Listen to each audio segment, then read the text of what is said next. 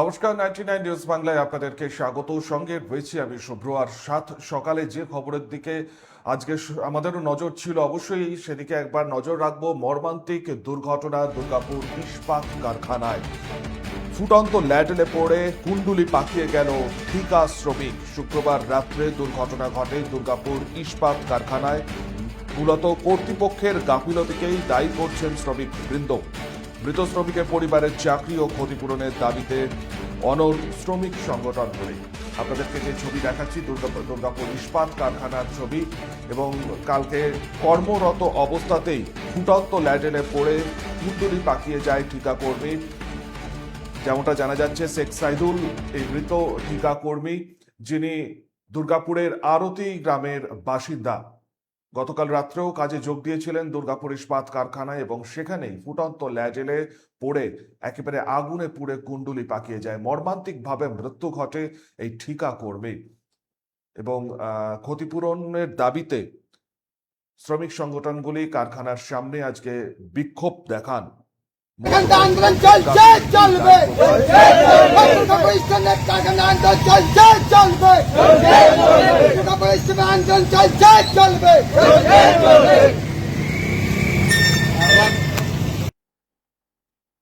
সরাসরি চলে যাব, এই মুহূর্তে আমাদের সঙ্গে রয়েছেন দুর্গাপুর থেকে প্রতিনিধি সনাতন। সনাতন, একেবারেই যে ঘটনা ঘটেছে তা অত্যন্ত মর্মান্তিক ঘটনা। ইস্পাত কারখানার ভেতর একজন পুড়ে একেবারে কুণ্ডুলি পাকিয়ে মৃত্যু হলো ঠিকা কর্মীর। কিভাবে ঘটলো এই দুর্ঘটনা একটা কেন্দ্রীয় সরকারি সংস্থার ভেতরে? একেবারেই মর্মান্তিক ঘটনা। যেমনটা দেখা গেছিল গতকাল গভীর রাতে, যে একজন ঠিকা শ্রমিকের দেহ কুণ্ডলি পাকিয়ে পড়ে রয়েছে, এবং সেই দেহটি কোথায় চলছে, যে ফ্ল্যাগ ভর্তি ল্যাডেলে। যেমনটা জানা যাচ্ছে বা অভিযোগ করছে দুর্গাপুর ইস্পাত কারখানার অস্থায়ী শ্রমিকরা, যে গতকাল রাতের শিফটে কাজে যোগ দেয় দুর্গাপুরের যে আরতি এলাকার শেখ সাহিদুল নামের বছর 26-এর একজন ঠিকা শ্রমিক। সে ব্লাস্ট ফার্নিস বিভাগে কাজ করছিলেন, এবং সে কাজ করছিল একটি যে ফ্ল্যাগ ভর্তি ল্যাডেল গুলি যায় তার ঠিক ওপরেই। এবং তখন কাজ করার সময় হঠাৎ করে একটি, যেখানে তিনি ধরেছিলেন লোহা, সেই লোহা স্মৃতি ভেঙে তিনি একদম যে ফ্ল্যাগ ভর্তি ল্যাডেলে পড়ে যান, যার ফলে প্রচন্ড সেখানে গলিত লোহা যায়, আর তার উপরে পড়ে যাওয়ায় তার শরীর একেবারে ঝলসে যায়। একদম কুণ্ডলি পাকানো দেহ তার সহকর্মীরা দেখতে পায় সেদিকে গভীর রাতে।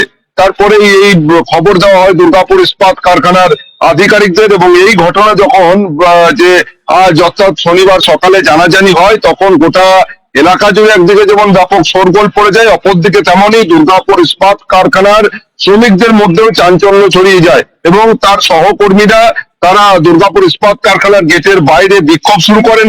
তারা অভিযোগ করছেন যে বারে বারে এই ধরনের ঘটনা ঘটছে, আবারও এইরকম মর্মান্তিক ঘটনা ঘটলো একদম কারখানা কর্তৃপক্ষের গাফিলতির জন্য। কারণ সঠিক নিরাপত্তা নেই, বা সঠিক যারা দায়িত্বে রয়েছেন এই বিষয়গুলো, নিরাপত্তার বিষয়গুলো দেখার জন্য, তারাও কিন্তু গাফিলতি করছে। আর সেই জন্যই এই ধরনের ঘটনা ঘটেই চলেছে। আরো একজন যে যুবক ঠিকা শ্রমিককে প্রাণ দিতে হলো, বা তার এই মৃত্যু অসাবধানতাবশত কাজ করার জন্য তার এই মর্মান্তিক মৃত্যু ঘটলো।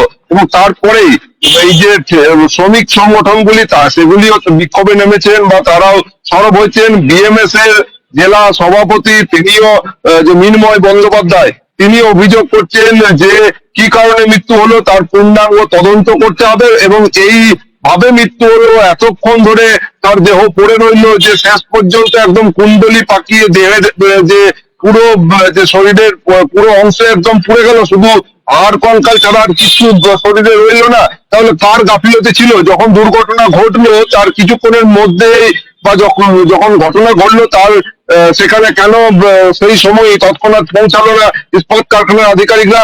এতক্ষণ ধরে তার দেহ ল্যাডেলের মধ্যে পড়ে রইলো, যে তাকে আর যে চেনাই যাচ্ছে না। তাহলে তার এই দলা পাকানো দেহ উদ্ধার হলো এতক্ষণ পর, তাহলে কি এর পিছনে কোনো ষড়যন্ত্র রয়েছে? এই সমস্ত বিষয়গুলি তদন্ত করতে হবে বলেও তিনি জানিয়েছেন। আর এই নিয়ে সরব হয়েছে কংগ্রেস শ্রমিক সংগঠন আইএনটিইউসি। তারাও ঠিক একই অভিযোগ করছেন যে কারখানার নিরাপত্তা ব্যবস্থা বাড়ানোর দাবিও করছেন তারা। অন্যদিকে কি কারণে মৃত্যু হলো তার পূর্ণাঙ্গ তদন্ত করতে হবে। আর এই গাফিলতি, কারখানা কর্তৃপক্ষের গাফিলতি জেরেই বারে বারে মৃত্যুর ঘটনা ঘটছে, আবারও মৃত্যুর ঘটনা ঘটলো, এইরকম অভিযোগ করছেন। তবে পুরো বিষয়টি খতিয়ে দেখছে দুর্গাপুর ইস্পাত কারখানা কর্তৃপক্ষ, এবং কি কারণে মৃত্যু হলো এবং কার গাফিলতি রয়েছে বা অন্য কোনো কারণ রয়েছে কিনা মৃত্যুর, এই সমস্ত বিষয় খতিয়ে দেখা হচ্ছে বলেও যে প্রাথমিকভাবে দুর্গাপুর ইস্পাত কারখানার তরফ থেকে কারখানার যারা অস্থায়ী শ্রমিক রয়েছে তাদেরকে জানানো হয়েছে। তবে শ্রমিক সংগঠনগুলি এবং অস্থায়ী শ্রমিকরা তারা স্পষ্ট ভাষায় জানিয়েছেন যে কি কারণে মৃত্যু হলো তার যে পূর্ণাঙ্গ তদন্ত করতে হবে এবং সেই রিপোর্ট তাদেরকে তুলে দিতে হবে, এবং যে মৃত্যু হয়েছে যে ঠিকা শ্রমিকের তার পরিবারকে ক্ষতিপূরণ দিতে হবে এবং একজন তার পরিবারের সদস্যকে চাকরিও দিতে হবে। কারণ এই যে ঠিকা শ্রমিক শেখ শাহিদুল, তার 26 বছর বয়স, তার গত কয়েকদিন আগে বিবাহ হয়েছিল বলেও জানা যাচ্ছে। একদম এই যুবকই ছিল পরিবারের একদম যে রোজগারের যে পরিবারের রোজগারের একজন, যে তারই এইরকম মর্মান্তিক মৃত্যুর ঘটনাতে তার পরিবারের যে চরম ক্ষতি হলো, বা তার যারা রয়েছে তার পরিবারের সদস্যরা তারাও চরম ক্ষতির মুখে পড়বেন, এবং এই মর্মান্তিক মৃত্যুর পরেই গোটা এলাকা একেবারেই শোকস্তব্ধ রয়েছে। তবে এখন দেখার বিষয়, সনাতন, অত্যন্ত মর্মান্তিক এই ঘটনা, এবং এই ঘটনাকে ঘিরেই কিন্তু রীতিমতন আজ সকাল থেকে দুর্গাপুর ইস্পাত কারখানায় বিক্ষোভের সৃষ্টি হয়, এবং সকলেই চাইছে যে কিভাবে এই মৃত্যু হয়েছে তার পূর্ণাঙ্গ তদন্ত হোক। ইতিমধ্যেই দুর্গাপুর ইস্পাত কারখানা কর্তৃপক্ষ কিন্তু এই ঘটনার তদন্তে নেমেছে। সকাল থেকেই শ্রমিক সংগঠনগুলি বিভিন্ন দাবি তুলেছেন, ক্ষতিপূরণ দিতে হবে এবং এই ঘটনার পূর্ণাঙ্গ তদন্তর দাবি করছেন। শেখ সাইদুল মৃত ঠিকা শ্রমিক গতকাল কাজে যোগ দিয়েছিলেন দুর্গাপুর ইস্পাত কারখানায়, এবং তখনই ল্যাডেলের মধ্যে পড়ে ঝলসে কুণ্ডলি পাকিয়ে মৃত্যু হয় এই শ্রমিকের। শেখ সাইদুল সদ্য বিবাহ হয়েছিল শেখ সাইদুলের, এমনটাও কিন্তু জানতে পারলাম আমরা প্রতিনিধির মারফত। স্বাভাবিকভাবেই পরিবারে নেমে এসেছে শোকের ছায়া। বাড়ির একমাত্র রোজগেরের ছেলে তার মৃত্যুতে এই মুহূর্তে শোকে মুহ্যমান গোটা পরিবার। কি বলছেন শ্রমিকেরা, শুনবো। ঘটনাটি অরিজিনালি ঘটে মোটামুটি 10টা থেকে 10:30টার সময় আগামীকাল, ঠিক আছে। এবং ম্যানেজমেন্টের সমস্ত রকম অথরিটি পৌঁছাতে সেটি প্রায় 2টি বেজে যায়, রাত 2টোর পর সমস্ত কিছু এসে পৌঁছায়, এবং এই মানুষটির যে বডি সেটি সকাল 6টার পর উদ্ধার করা হয়। প্রায় 8 ঘন্টা ওই লোহাগোলার মধ্যেই কিন্তু পেশেন্ট গাফিলতি রয়েছে, পুরোপুরি গাফিলতি রয়েছে। এবং ঘটনাটি ঘটে যাওয়ার পরও 8 ঘন্টা টাইম লেগে গেল টোটাল রেস্কিউটি কমপ্লিট করতে। পাশাপাশি বিএমএস এর তরফ থেকে কি দাবি করা হচ্ছে এবং অন্যদিকে কংগ্রেস ঠিক কি বলছেন, পরপর দুটি বক্তব্যই শুনুন। কাল রাত 10:30 নাগাদ এসকে শহীদুল, সে প্ল্যান্টে ডিউটিতে এসেছিল, নাইট শিফট ডিউটি ছিল। 10:30টার পর থেকে তাকে খুঁজে পাওয়া যাচ্ছিল না। তো সঙ্গে সঙ্গে তার ডিপার্টমেন্টের লোকেরা তার খোঁজ শুরু করার পর 12টার সময় জানা যায় যে আপনার ব্লাস্ট ফার্নেস থেকে স্ল্যাগ ব্যাংকে যে ল্যাডেল গেছে, ল্যাডেলের মধ্যে একটা ডেড বডি দেখা গেছে। তো ওই ডেড বডি দেখার পর সঙ্গে সঙ্গে ম্যানেজমেন্টকে জানানো হয়, আমরাও প্ল্যান্টে প্রবেশ করি, কিন্তু দুর্ভাগ্যবশত ম্যানেজমেন্টের কাউকে আমরা খুঁজে পাইনি। আর আমাদের যেটা মনে হচ্ছে এটা মার্ডার, এটা প্ল্যান্টের ভিতরে মার্ডার করা হয়েছে, আর ম্যানেজমেন্ট নিজের দায় এড়িয়ে যাচ্ছে। আমরা ম্যানেজমেন্টের কাছে দাবি রেখেছি 3 দিনের মধ্যে ওর পরিবারকে চাকরি দিতে হবে।